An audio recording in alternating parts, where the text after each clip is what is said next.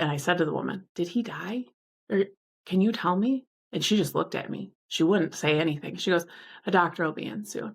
And I remember sitting in that little room. I'm like, this is the room in Grey's Anatomy that they put everybody in. That we're in deep trouble here. Obviously, long story short, he lived.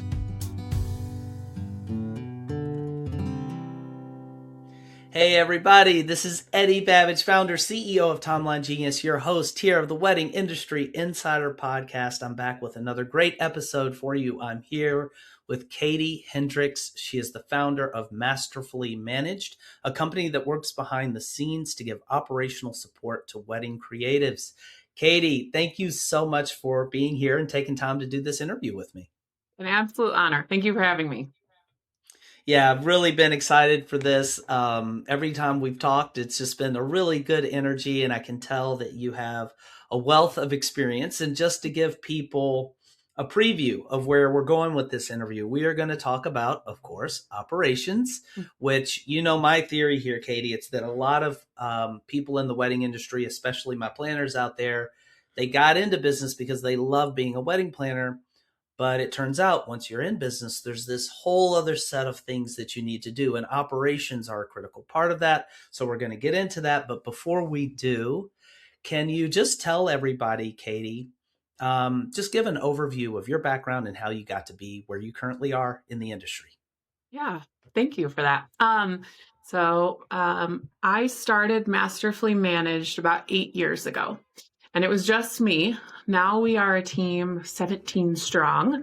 But back then, it was not I had an epiphany of, what I want to start a new business. No, I was a stay-at-home mom.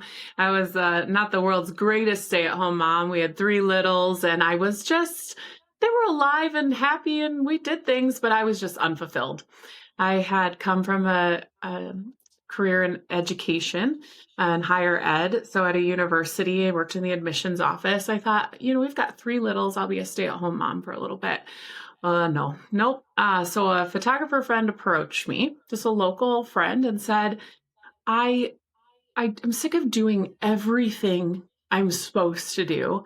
I just want to take pictures of people. That's it. I don't want to email them. I don't want to blog. I don't want to post on social media. So I'll send their invoice, remind them to pay their invoice. The contract here was all these things that had a very stereotypical creative would just she hated it all. And I was like, I could do that. I don't know anything about that, but I could definitely do that. My bachelor's is in advertising and public relations. I have an MBA with a specialization in marketing, and strangely enough, a master's in education with a specialization in adult education, which has really proven quite handy. You would think, was she going to be a professor? What's she going to do with that? No, it has actually proved well in this role. But anyway, so I started doing that for her when the kids napped, and they went to bed quite early back in those days. And my sister is a very prominent pastry chef in the wedding world. And she said, what are you doing? I told her. And she told her wedding friends about me. All 3 of them hired me immediately. So I was like, oh, there's something here, right? And while everyone's list is a little bit different, and the list has certainly morphed over time, it really comes down to the things that either they dislike or they don't have time for. Exactly what you said in the intro. There's just so much more to running a business. And that's where Masterfully Managed comes in and is able to be an extension of their brand. I am so excited. There's so many little corridors there to go down in what you just shared. Thank you for sharing that.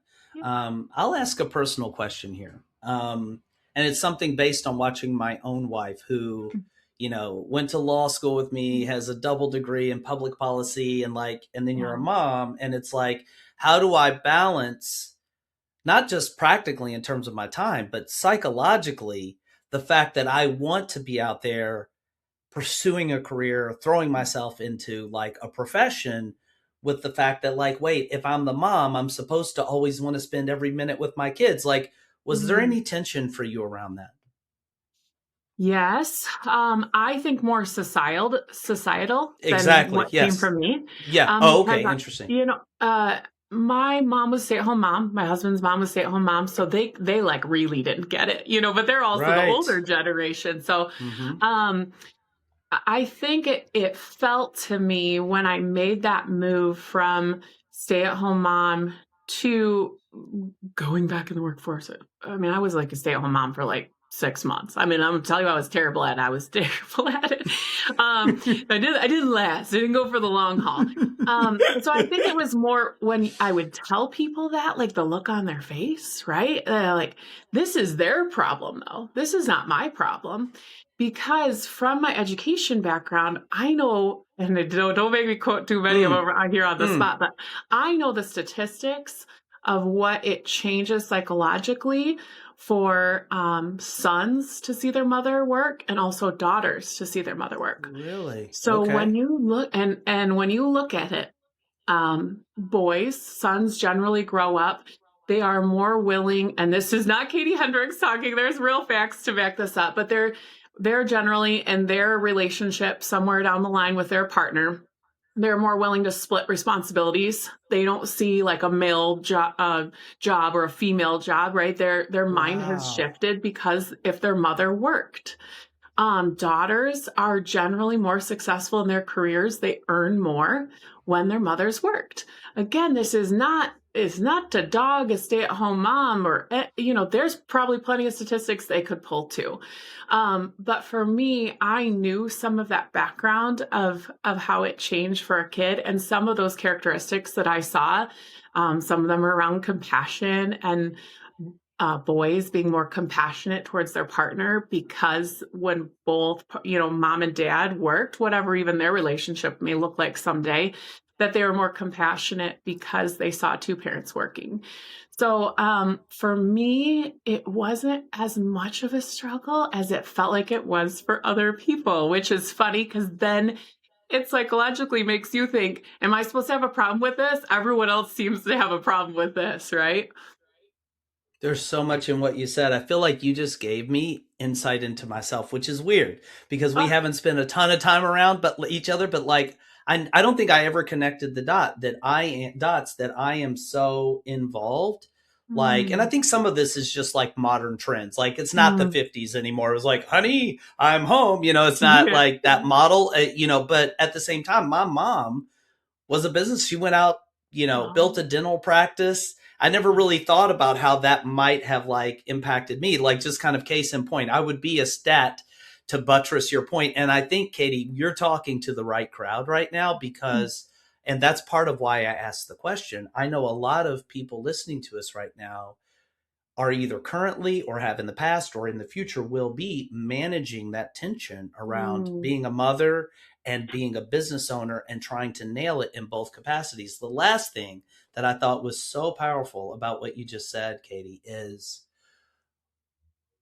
you seemed to not be too affected by what other people thought you should be doing with your mm, life. And I just mm. feel like everybody should feel that way. Like I know when I had people when I left my law firm job, they're like, "You're crazy going and starting a company. Like, what are you doing?" And I'm like, and that's okay. Can you talk a little bit more? Because I feel like that really a lot of us are like shackled Mm. by the beliefs about what other people think we should and shouldn't be doing with our precious time here on earth. Can you talk a little bit about how you transcended that? Yeah. I wish I was as good as it sounds like I was. Don't get me wrong. People still bother me in their faces and whatnot. It still gets to me. I'm not perfect by any means. You're going to get me really on a tangent where you're just going to have to tell me to stop because this has nothing to do with work, although it definitely does, as we know. My husband was, let me back up a second. We were heading out on vacation three, three summers ago. We were going to Detroit Airport and flying out to see his family in Washington, and he collapsed. They called an ambulance to the hospital or to the airport, excuse me, and they took him to the hospital. I remember walking back to the room with the three kids in tow and our airport stuff and all the luggage, all the stuff. And I remember thinking, I said to the woman, "Did he die? Or can you tell me?" And she just looked at me. She wouldn't say anything. She goes, "A doctor will be in soon." And I remember sitting in that little room. I'm like, this is the room in Grey's Anatomy that they put everybody in. That that we're in deep trouble here. Obviously, long story short, he lived. He didn't die. But I remember sitting there, and let me try to summarize this. But essentially, he had a stroke at 40 years old. He collapsed. It went to his brain. They could not figure out what was wrong with him in Detroit. Ended up airlifting him to Mayo Clinic.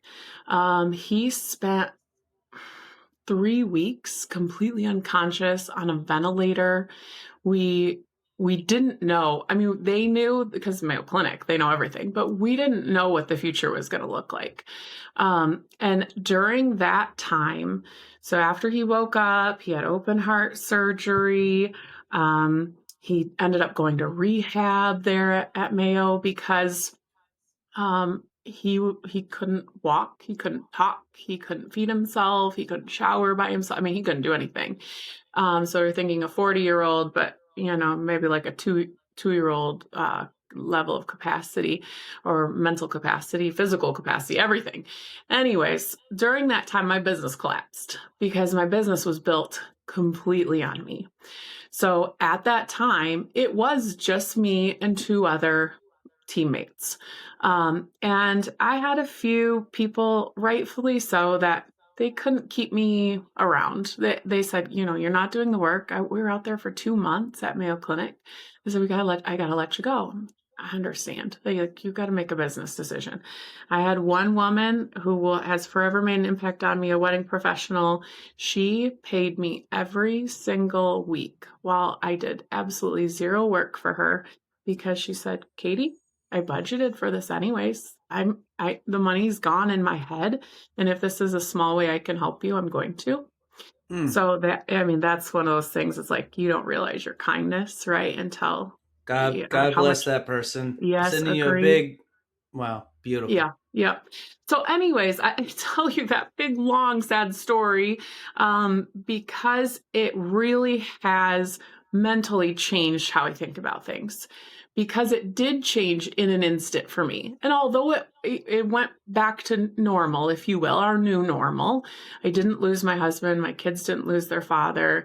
He drives, he works, he does all the things today. He's made a miraculous recovery. There was this shift for me that it could all be taken away. Your life could change at any moment. You just don't know. So I think that mentality has helped me realize am I going to see another sunrise? I do not know. Sunset?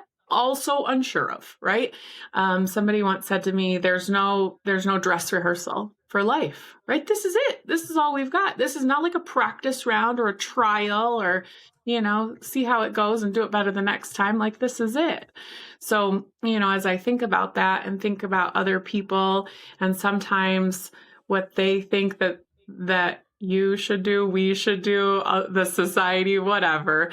It ultimately doesn't matter because it's not their life to lead. And when you're sitting there kind of faced with like a difficulty like that, and you're really pondering what does matter in life and what is important, it's not what other people think of you. It's what you were able, how you lived your life and what you were able to accomplish. So I think that, I don't wish that for anyone, but I wish people could kind of see it through that lens because it stopped me in my tracks.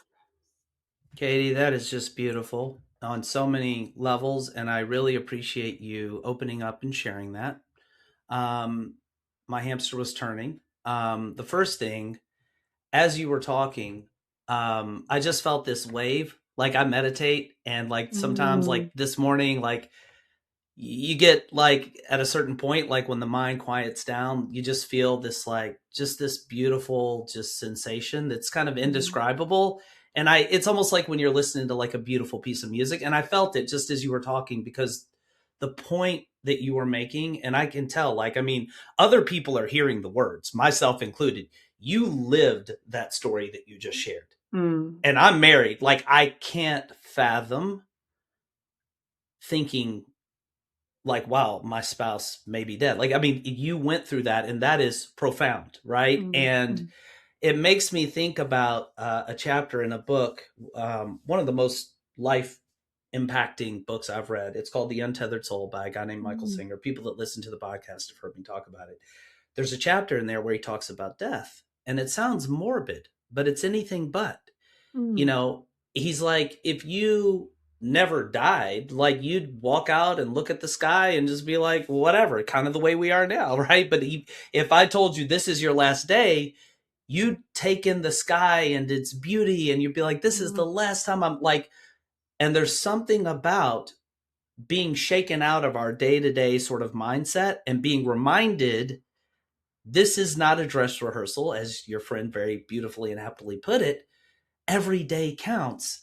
And I think it's just really interesting to hear a real life sort of story of like that impact landing. The last sort of point, and then I just kind of want, I'm loving this chat, by the way. This is why I do mm, this podcast, is I've read research says that when people get to the end of their life, they've mm, gone and they've asked people like, what's your biggest regret? And the mm, consistent theme is not that they regret some silly thing that they did that had terrible consequences, but rather they regretted that they didn't do mm, some of the things that that their heart really wanted to do. And the reason they didn't do it was because they were concerned about what other people would think if they did this or did that. So I'm gathering from your experience that, well, I'll let you tell me just a little bit more about how has your mindset shifted as a result of that experience? Like, how has it affected the trajectory to where you are now professionally? yeah. Um, so this is funny because I mean it's really not, but it go with me on this. There's humor in it. When my husband had the stroke, it affected his thalamus and his cerebellum. And one of those, don't quiz me, not a brain surgeon. It's been a few years and I forgot. We could Google it. One of those, it controls like your level of risk. So Mm. when he finally woke up from the stroke, from the open, had the open heart surgery, it was an infection in his body that caused it. Well, that was all under control, right? Mm. Your doctors had it all taken care of, and he woke up.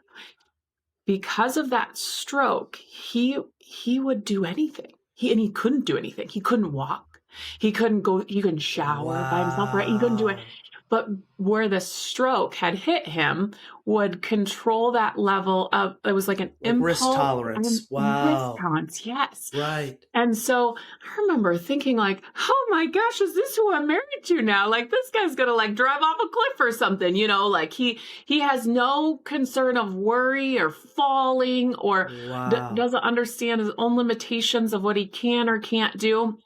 And now, his brain, if I could show you the MRI from before and after and what the brain is capable of and the healing he's done, of course, there's still impacts to this day, but his healing, the risk level, he understands things now. The risk level is back. He's not so, he's not going to jump out of a plane. That's not his personality. He's a mechanical engineer. So anyways, it's back to what I would say is normal levels for him. But for me, I think mine changed because again, when you feel like it's all going to be taken away and I really did. I remember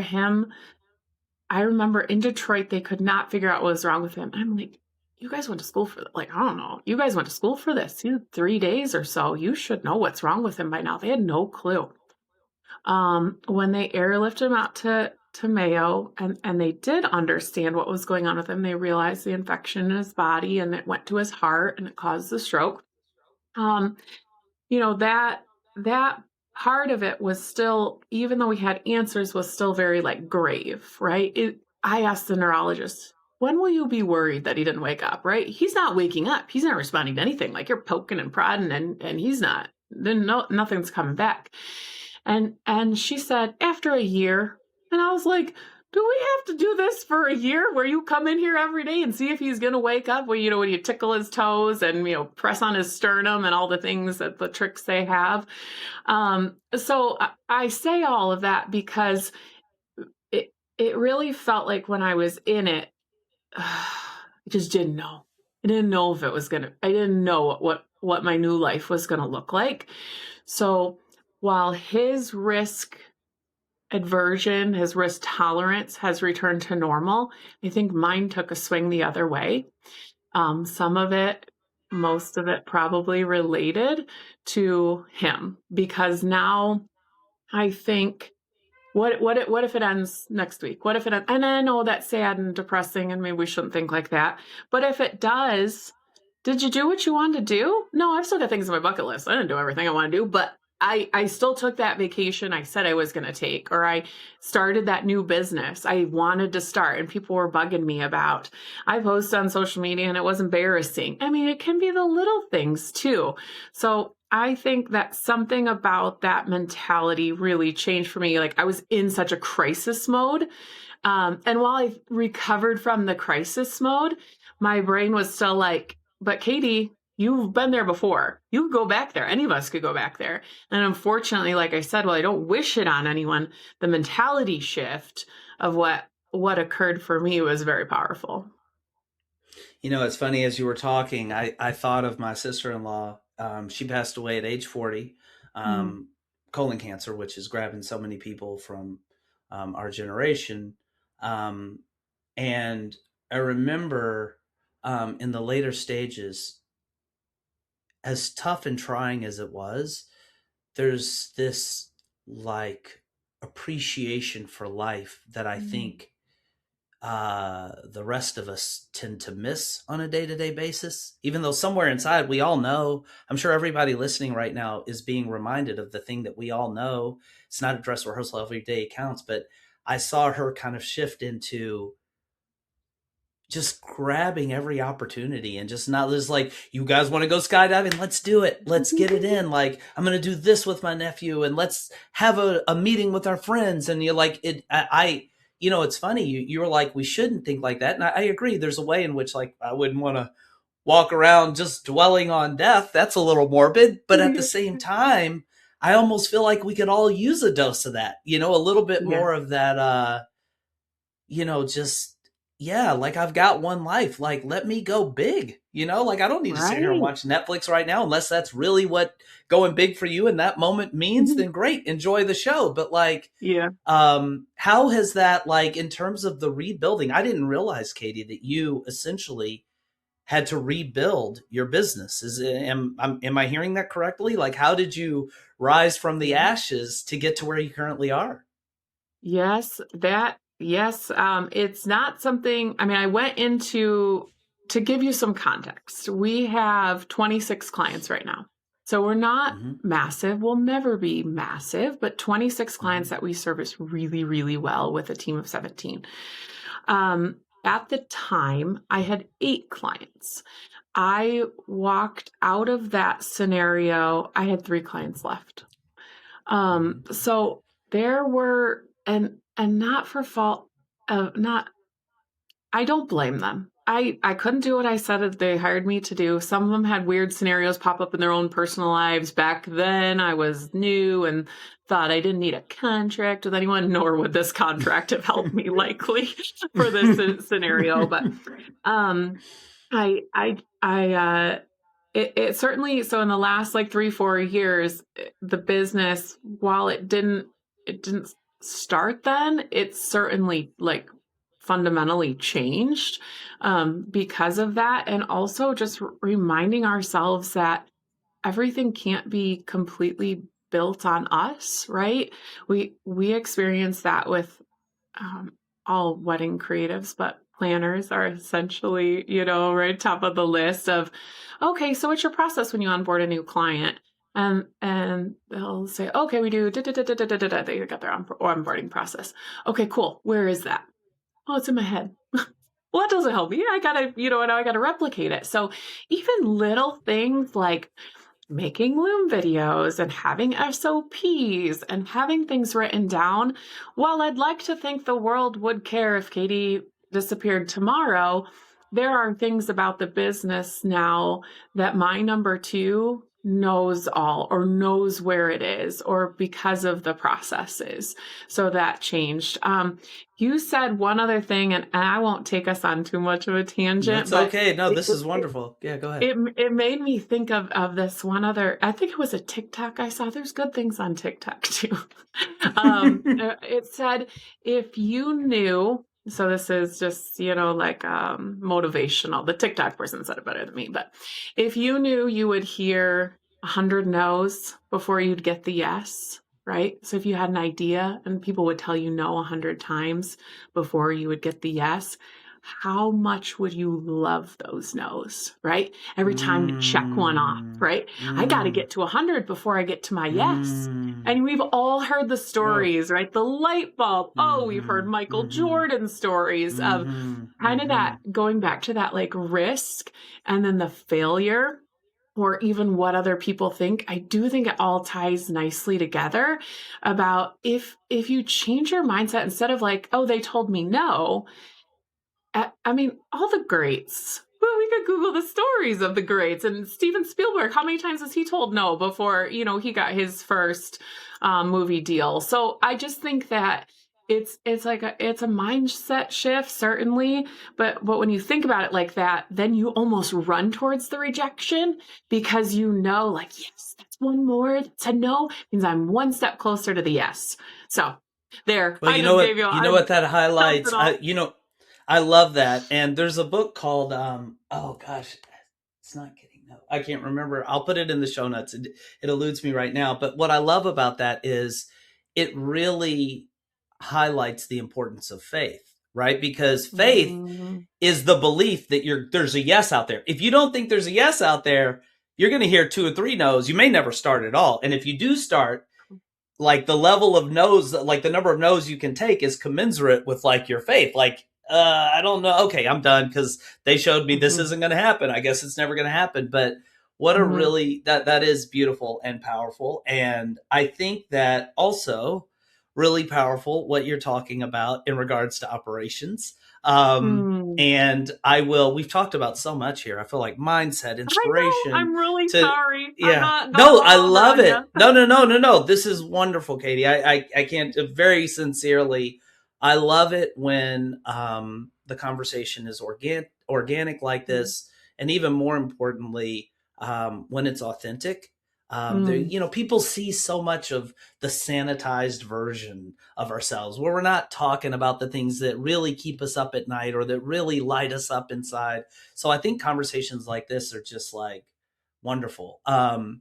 In terms of operations, Katie, I guess let me tie this back to your background real quick, because I don't want to gloss over the fact that you have an MBA and that you studied advertising and publicity. Have you learned things from like your study of business that you find to be practically and meaningfully relevant to what you do as a business owner? Yes. But if I may, I think the more obscure degree, which is why I laughed when I probably even said it, the master's in education, that has come in much more handy for me in this role. Yes, I know, right? Wow. Wouldn't have thought that. Advertising and PR, we do submissions, we do PR for people. That is a direct application. Advertising, people want to do the ads. I mean, it's all advertising and marketing, the MBA and the marketing and all parts of the business, of course. But the master's in education, that was weird for me when I did it, to be honest. I worked at the university. I got a great deal. I'm like, let's keep going to school. Why would we stop? So when I did that degree, I remember my family, mother and father, would say, so you're gonna be a professor then? Are you gonna, teach? Are you gonna go into training? Are you going to, get a corporate training job? I'm like, oh no, I don't want to do that. That doesn't sound very fun to me. I said, I don't know, we'll see. We'll just see what happens. And I think what that degree has taught me about how people learn, while that can be like pretty fundamental, and just we all have a general awareness of the different learning styles and how people like to be communicated with, and how you don't talk to people how you want to be spoken to. You talk to them, you meet them where they're at, the Enneagrams, right? We know all of this stuff, all the assessments, and it's all everywhere. But my thesis for that master's degree was on belonging and community, and how businesses, adults, generally speaking, whether, regardless of the industry, because I had no wedding background at all back then, right? They want to be connected with other people. So it's interesting now. I see that in my role, and when we step alongside a solopreneur, a small business owner, even with a team, people want to have that camaraderie. People want to have someone that they can commiserate with, that they can share successes in, that they can even gut check. Like, I feel like we need to do this. Do you agree? Or what have you seen other people do?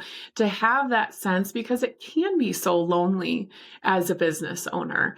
And there are so many different processes, and we know the operations and the systems, right? We can figure that stuff out. But to have essentially a team without necessarily having the financial responsibility of a team, because we're contractors for our clients. So I don't have to bring on 17 people, but to have the expertise and the relationships and the advice and suggestions has been something I keep seeing over and over again, where sometimes people just need a sounding board too. Or if I don't have the answer, I can go find it. Maybe I'm not a genius by any means. So, as a wedding planner, you know how important it is to create detailed wedding day timelines for your events. But creating your timelines can be a tedious and time-consuming job. Until now. Because Timeline Genius lets you create beautiful, detailed wedding day timelines with ease. And it keeps everything you need on the wedding day in one central place. Here's how it works. First, Timeline Genius saves all your clients, vendors, and venues in your Rolodex, so you don't lose time looking for their information. And when you're ready to create a new timeline, you simply enter the key information for your wedding. Click a button, and voila!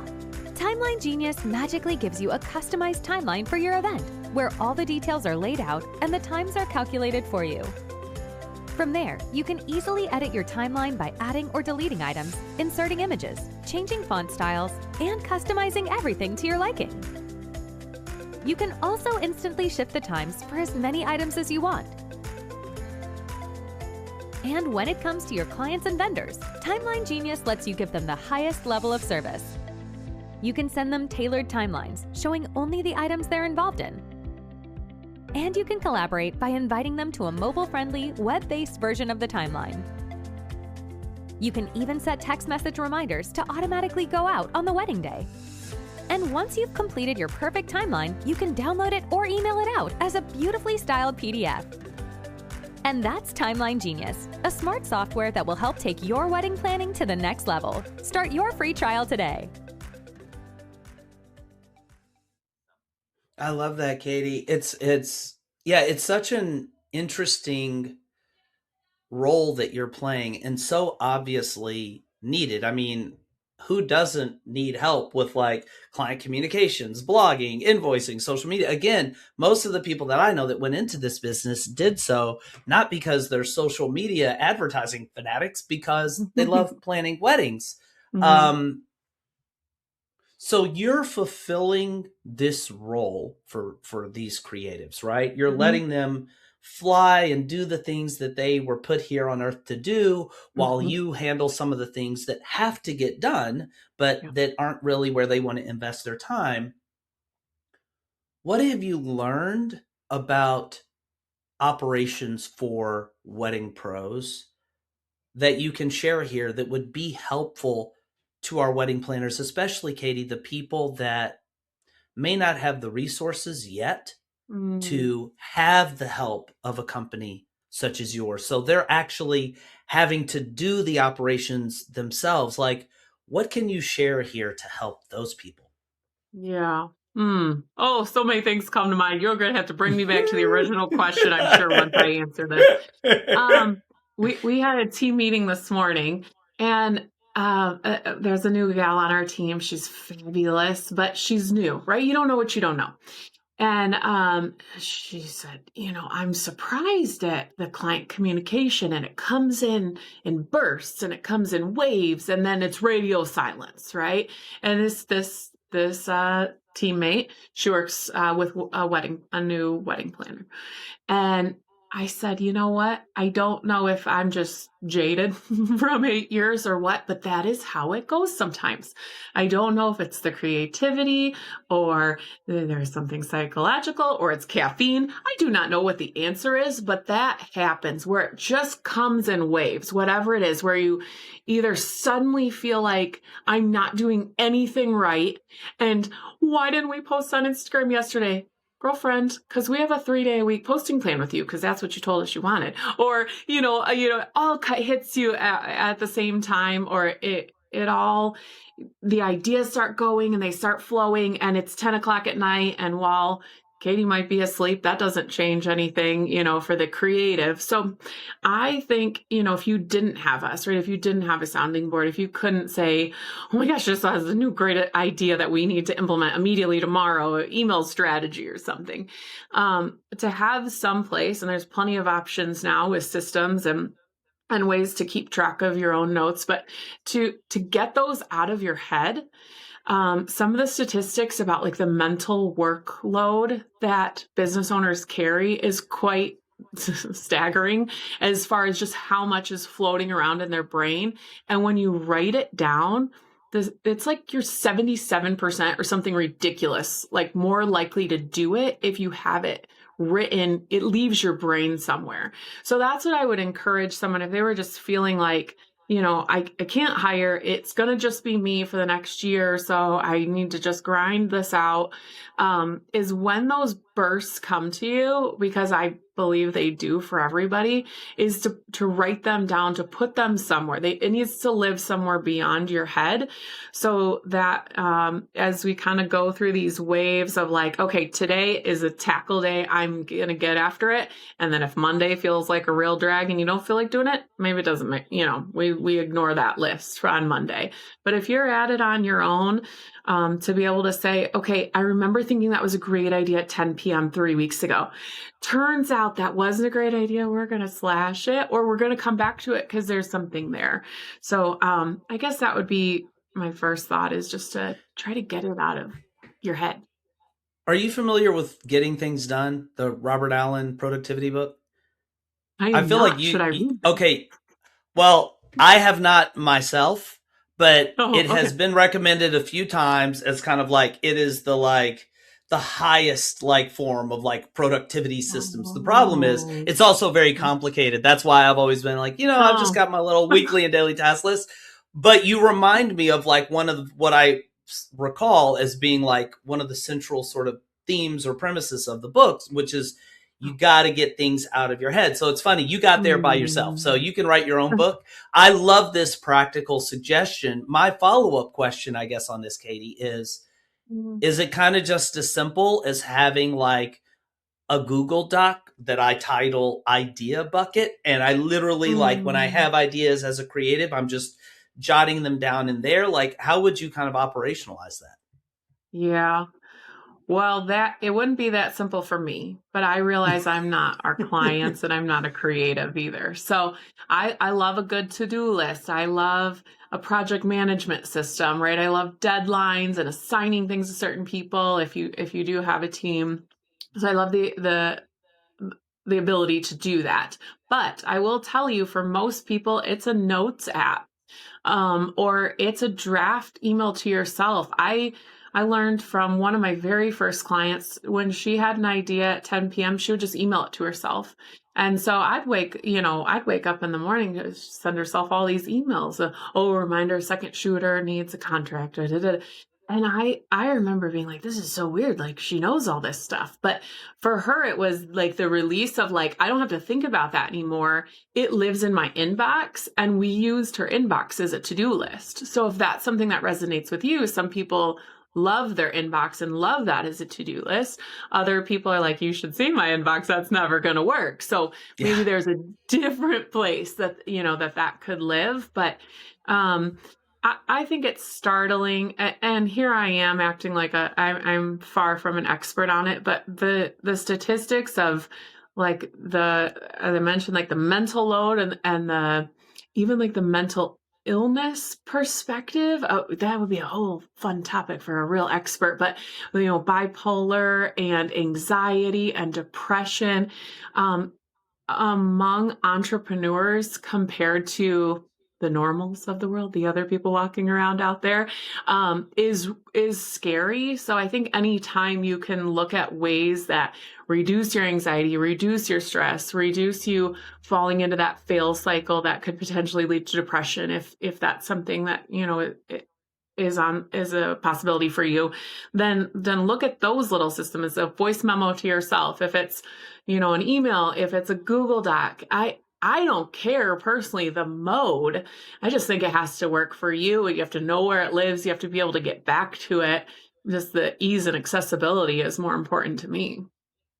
It's funny, as you were talking, I do have, and I'm glad I'm going to do this. I just reached over on my nightstand. Have you ever heard of this book, Eat That Frog by Brian Tracy? I gotta read these books. I would totally recommend. Don't get Getting Things Done, because that is like just this really complicated thing. But this is like just such a short, awesome read. And I'm holding it up, not as much for your benefit, though definitely check it out, Katie. But you're already like a productivity whiz, I can tell. But for anybody listening, if you want one more nugget, I've had this book since 2006. Literally, my copy is like tattered. You can read it in like 90 minutes. And in essence, Katie, it's just reaffirming what you're saying. Like it never dawned on me to even talk about this, Katie, because I just kind of assume everybody's working off a task list, but that's not the case. Like I assume some people are just kind of waking up in the morning and wheeling and dealing. That alone, I mean, is just like worth the time spent listening to this interview. If you're not really intentionally setting your highest priority tasks the night before, right? And then working on those in order of priority. And it's not like I've mastered this. I don't know. Maybe you have. I definitely fall off the wagon and get back on. But like that is such a powerful skill. What else in terms of operations, Katie, comes to mind? The question I put to you in the pre-interview. I'm a wedding planner. Say I'm not maybe making the profit I want. I'm working. My business is running me, not the other way around. We've got one little lunch session for you to help me. Like, take me a little further down this operational path for things I can do to improve my business. Yeah. I think I've probably got about 30 follow-up questions to you before I could really help you, right? Because probably there's something about my business is running me. Okay, that's what right. part of it? Oh boy, yes, of course. So much of it. There's so much right. to do. So yes. Anyways, as I think about that and would really try to pinpoint, like what's the pain point? Like what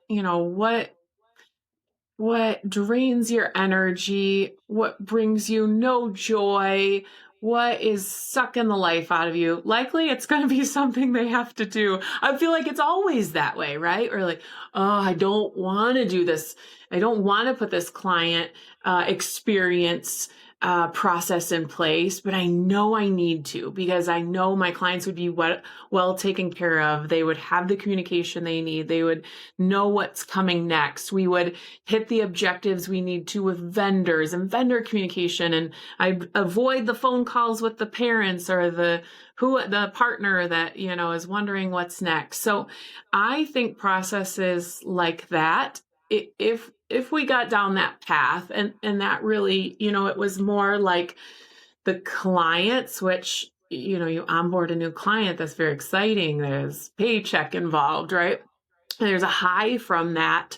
And then when you come down from that high and there's real work to be done, like, oh yeah, I do need to set up a weekly, monthly call with you. Oh yeah, we do need to check off these items in order of to do to get to your wedding day.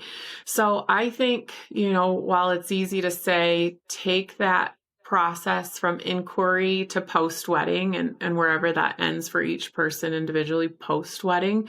I think if you could find a system, I wouldn't write down the system you have right now because you know that. I write down the system you want to have.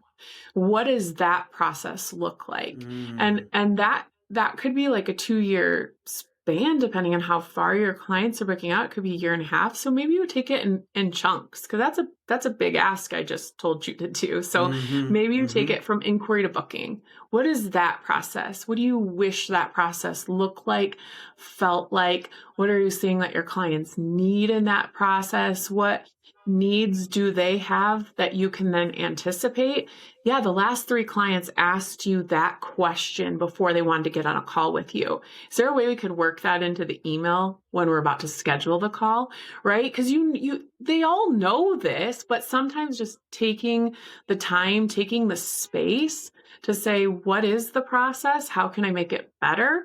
And really, I don't know, a moment or two as you sit with that can say, okay, that could make all the difference. Is there something now I can automate about that? Maybe not. Maybe it all has to be handled by you, but at least your clients know. So I believe then there's a better experience for everybody, because you're not kind of waking up like, what do I do now? Whether you do the to-do list or not. Of course, we encourage you to do the to-do list, but if you don't, you would still know through that process, okay, so-and-so is 6 months out. At 6 months out, I do this. So-and-so has entered month 7. At month 7, it's going to be different for every single person, but I think if you could figure out what you wish that looked like, or what you think what I believe your clients need, and get that process in place, draft some of those emails ahead of time so it's not like pulling you every single time when you're sending a version of the same email to the client. There's so many great systems and tools out there to use to help with that. But I think, it kind of all starts with that process that they wish was in place for their clients. Wow, Katie, that is awesome. Like, what an awesome thing for people to document that. And I've never had anybody on the podcast. I have had an episode or two where we, of course, touch on SOPs, because this is a business podcast, right? So we focus on these things, but I've never heard anybody just squarely say, and I am willing to go out on a limb here and wager that not everybody listening right now has this. More realistically, probably a small percentage of people listening right now. And we're not dinging anybody. We're not judging here. We're just saying, like, we know how hard it is. You're a wedding planner. Like, it's not easy. You're out there, just doing that alone is stressful and overwhelming. And it's easy to maybe let certain other aspects of your business slip. This is so concrete and powerful to have documented that whole sort of client journey. And how I don't want to get too hung up on, well, which tool do I use? But I do want to just kind of ask, like, should that be a Google Doc where I just kind of have a list of, like, this is the progression, of my customer journey and flow? Or is there a software? How do you think about the implementation of that? Yeah. Oh, I'm such a big, I'm the opposite of nerdy. I'm not cool. And I don't know all the, I'm not up on all the things, but I'm so big on a checklist or anything that gives you a deliverable, or anything you can sync to your Google Calendar or your iCal if you use it. I hate iCal, but we won't get into that. Whatever it is, right? To find, and I know I'm broken record on that. I think that is one of the things that makes Masterfully Managed unique compared to some of the other options out there, is we really do this very collaborative for our clients. Where are you at? What works for you? I hate Slack. Some people love it, right? And there's plenty of project management softwares. There's amazing wedding software platforms out there to be used. I think you have to find something that works for you. And if that's something that dings you and alarms you and sends you 4 emails about it so you actually do it, or if that's just something you log into every day and okay, I documented the client process and when I put in like their wedding date, right? Those are my favorite systems. You put in the wedding date and then it backtracks everything for you. So you know exactly when you have to do it. Those are my favorite because then you don't have to like, it doesn't take the mental load of like, well, when do I normally do that? Like figure that out first, right? That's part of the step one, or use a system that will help you figure that out. And then tailor it to you, of course. But then when you're using, whether it is, I mean, some of the best in the world, well, of course, no names, but they use Google Docs and they use Google Drive and it works for them. And other people really like, the software, the platforms that make sense for their business, or the ones that the clients have access to that looks, much more branded and professional. So I know that's not an answer, but I think that, if you can get it written down, then think to yourself, okay, now I've got it all down. You did all that work. What's going to make you do it? So that list is there, but somehow it has to transfer into action. It can't just live there where you did all that work for nothing, right? So what will that be like? Is that a time blocking system?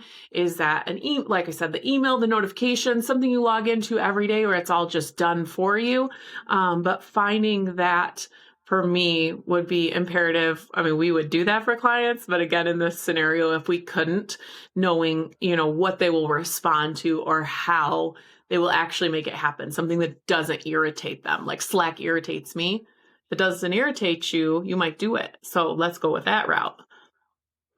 Katie, I got so excited as you were talking. I did not really see that the conversation was going to go here. I feel silly. I should have seen it. I have to use this as an opportunity to talk about Timeline Genius because we spent like 2 years. You said the word checklist. I was like, oh my gosh, we spent 2 years building a checklist feature set. So the timeline feature set is like the day of items. That was our flagship, sort of feature set. But I realized, wait a minute, you also have all of these things that need to be done by you and your team, but also by the client potentially.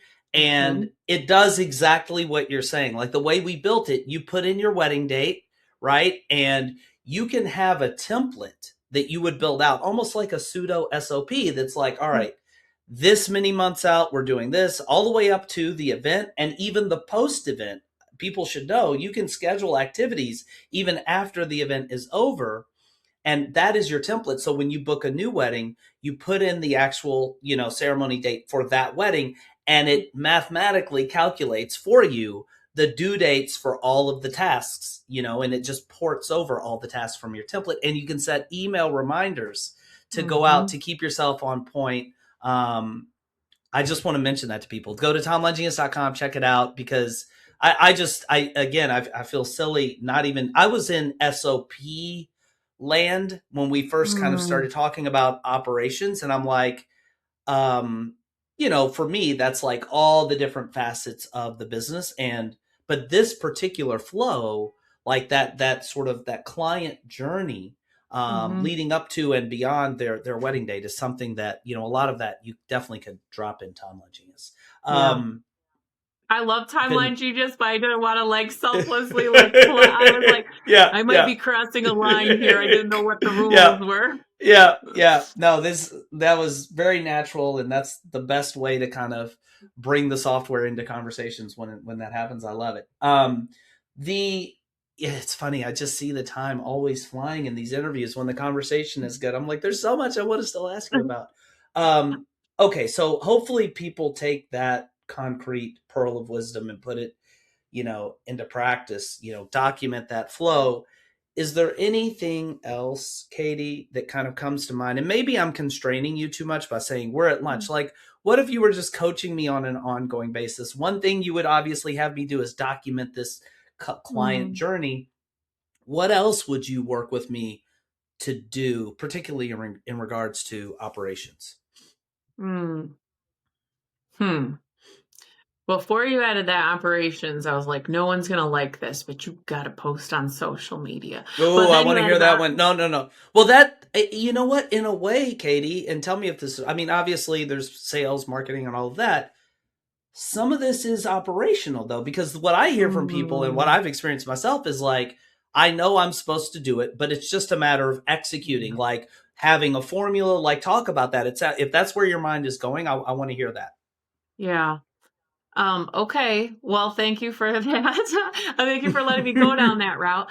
I think sometimes, and wedding planners specifically, it's so interesting to me because there's so much content, right? Wedding planners, wedding photographers have no shortage of imagery and different options of posting.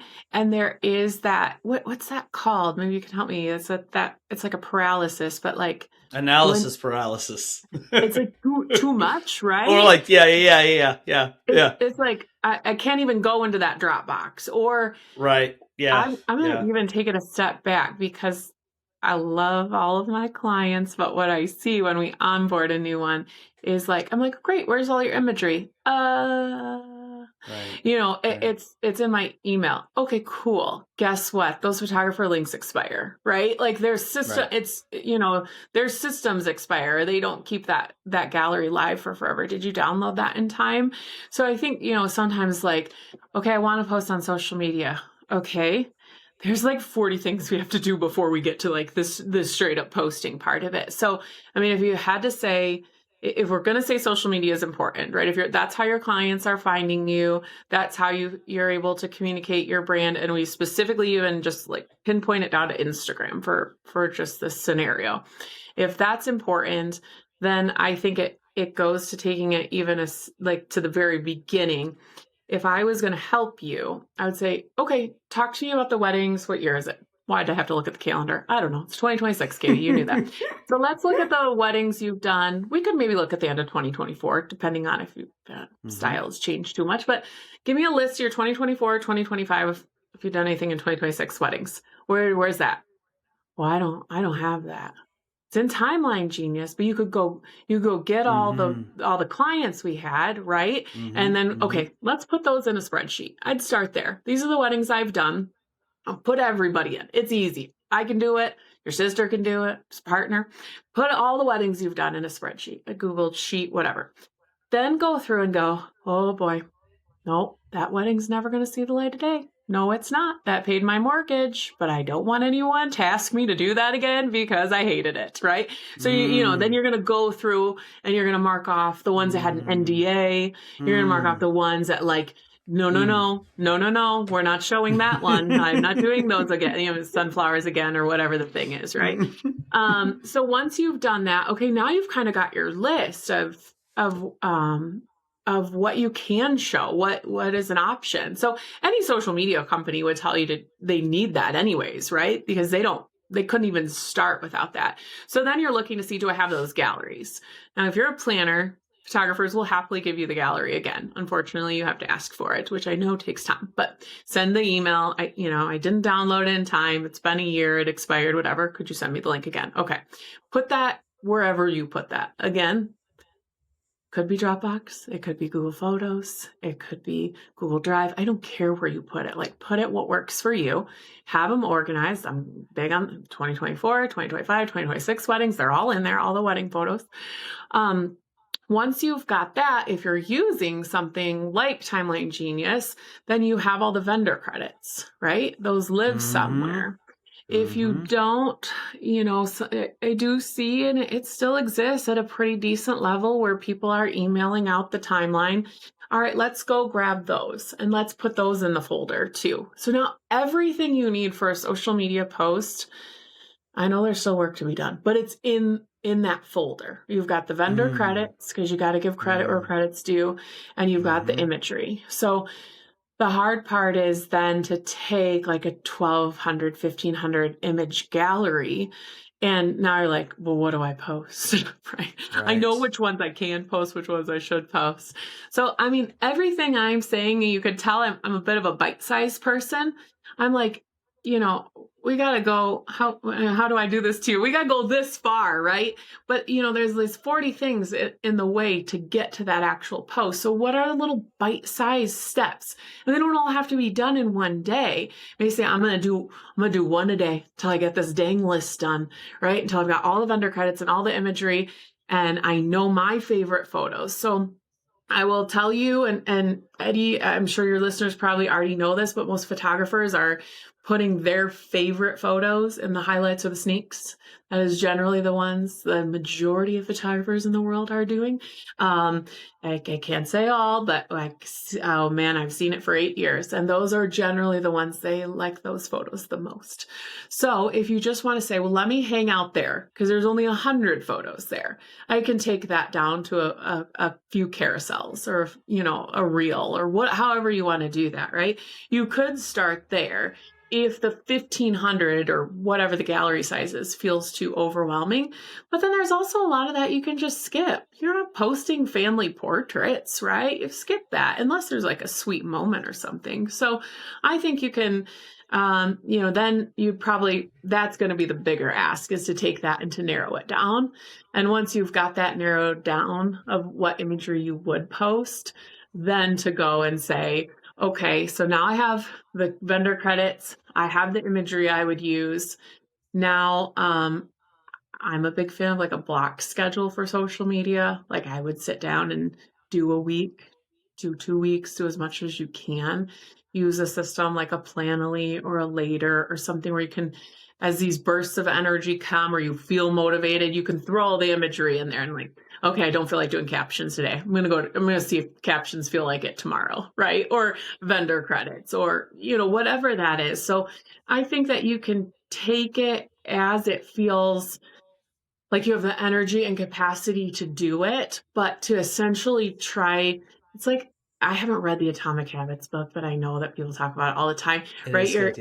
It's growing every day, right? You're doing one little thing in the right direction of that, but it's not going to be done necessarily. If it feels overwhelming, just ask for one more gallery that day, or go through the imagery and pick the photos from that wedding that you feel most comfortable posting. So that's how I would recommend doing that. I also think there's a lot of power in like looking at what you've been tagged in and reposting that. And that's like an easy cheater way to be like, I don't really want to go find the vendor credits, or I don't have them, or I don't want to pick the imagery, but I'm a stationer and everyone keeps tagging me and everything. And so look, I've got all those there. I could download from my tagged and repost. You don't even have to use the Instagram repost. You could do it as your own post. So I don't know. I just think there's like, that's a little cheat option, certainly. But if you were really like struggling, that would be my recommendation there. Otherwise, I'd say just break it down. The posting's probably not going to start tomorrow, right? There's like enough prep work to do for most people, but maybe in a week you're ready. Maybe in 2 weeks, depending on your workload, you could be ready to do it. That is awesome, Katie. And that is, I think, operations, right? We're talking about breaking this system, this workflow process down into a discrete, like bite-sized chunks. And I want people to know, if you're using Timeline Genius, there's I remember when we built this feature, it was specifically because of what you're saying. And for people that wanted to get published in blogs, they'd say, Eddie, I need to have all the vendor info for this event. Can you let me, we always had the Rolodex, which is all of your vendors, all of your venues, all of your clients. But we built, just so people know, if you click Timeline Actions download, you can download the vendors, venues, client, all of their info. And of course, the social media handles are in there. So it's all at your fingertips. I feel like we've given people here inspiration in the beginning of this interview, and now kind of all the way down into the brass tacks of, having this documented optimal sort of flow for your client journey, right? From the booking all the way through post-event. And now also inspiring them and giving them some guidance on, if you're going to document one other thing. We know we all live in a social media, for better or worse, a social media driven world. Like, you've got so much great content right there. Just get organized, get that list together of all your events. I love that, Katie. I would talk to you for a lot longer if time permitted. Alas, I see that we're, getting to the close here. And there's one question that I need to wrap up with. And I asked this of every guest since the very first podcast that I did. If you could give everybody, Katie, one piece of advice based on all of your experience as a mom, as a a student of business and advertising, and an educator and publicity and all of these things that would help them as much as possible in reaching their professional dreams, what one piece of advice would you give people? Yeah. Oh, I love that you always ask that question. I I know this will not apply to everyone because there are people, oh, I don't have that issue. No one started their business to do it all. I don't believe that. And there's no shame in asking for help.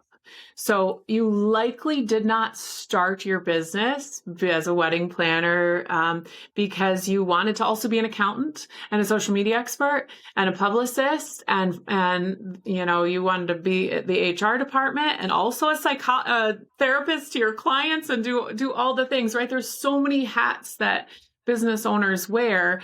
And I think if we really step out of our little world and we look at this, they would not do that at a normal company, right? They would not. That job would be handled by 4 or 5 other people, or however large you are. So, don't feel like you have to do it all. I think that's a lie that people buy into. While everything likely has to get done, I mean, there are parts of the business you can't neglect. There are pieces of it. You can ask for help. You can enlist experts and systems and processes that make your life easier.